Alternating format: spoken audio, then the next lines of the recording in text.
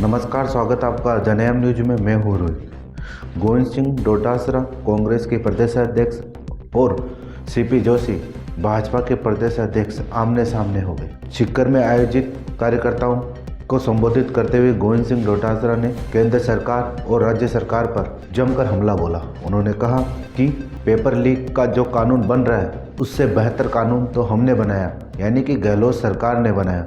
साथ ही वह अंतर्कलह की बात करते हैं। अंतर्कलह तो उनमें भी देखी जा सकती है, क्योंकि वसुंधरा राज्य किसी भी बैठक में सम्मिलित होने के लिए नहीं जाती। ये उनकी कलह साफ दिख रही है। साथ ही शिवकरणपुर सीट से चुनाव लड़ने वाले को पहले ही मंत्री बना दिया।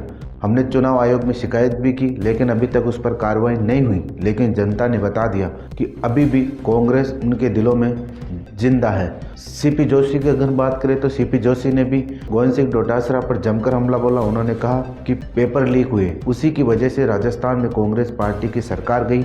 युवाओं के साथ कांग्रेस पार्टी ने धोखा किया है। केंद्र सरकार भी एक कानून लेके आ रही है। और क्या कुछ कहा कांग्रेस के प्रदेश अध्यक्ष ने और भाजपा के प्रदेश अध्यक्ष ने, आइए दोनों को सुनते हैं। कितना पेपर लीक का हल्ला किया, इतना हल्ला किया।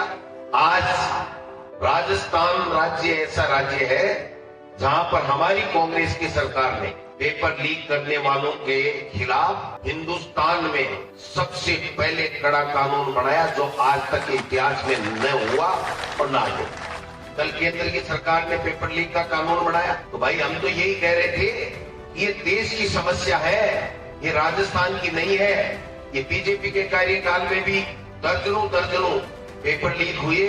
गुजरात में हुए, उत्तर प्रदेश में हो रहे हैं, पंजाब में हो रहे हैं, हरियाणा में हो रहे हैं, महाराष्ट्र में हो रहे हैं, केंद्र की नौकरियों में हो रहे हैं। इसलिए केंद्र को इसमें कड़ा कानून बनाना चाहिए, ये मांग हम कर रहे हैं। लेकिन इनको केंद्र में कानून पहले नहीं बनाना, इनको बदनाम करके राजस्थान में सत्ता लूटनी थी, लोगों को बहका करके सत्ता लूटनी थी।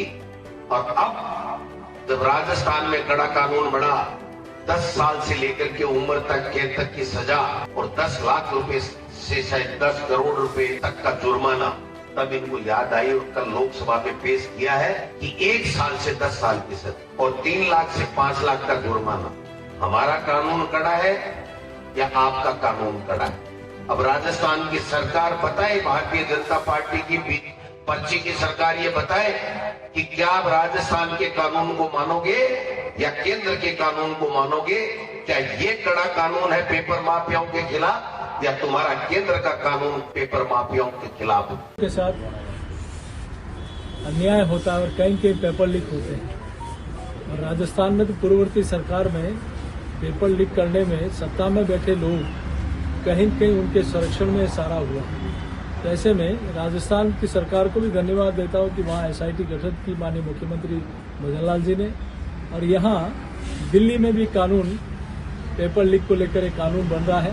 निश्चित रूप से ऐसे लोग जो देश की युवा शक्ति के साथ अन्याय करते हैं, उनके भविष्य के साथ कुठाराघात करते हैं, मिलीभगत करके कुछ चंद कागज के टुकड़ों के कारण लाखों युवाओं का भविष्य बर्बाद करने का काम करते हैं, ऐसे लोगों के खिलाफ एक ऐसा कानून आएगा जिससे निश्चित रूप से इस पर रोकथाम लगेगी। मैं इसके लिए माननीय प्रधानमंत्री जी का हृदय की गहराई से आभार। फिलहाल इस रिपोर्ट में इतना ही। देखते रहिए जनएम न्यूज।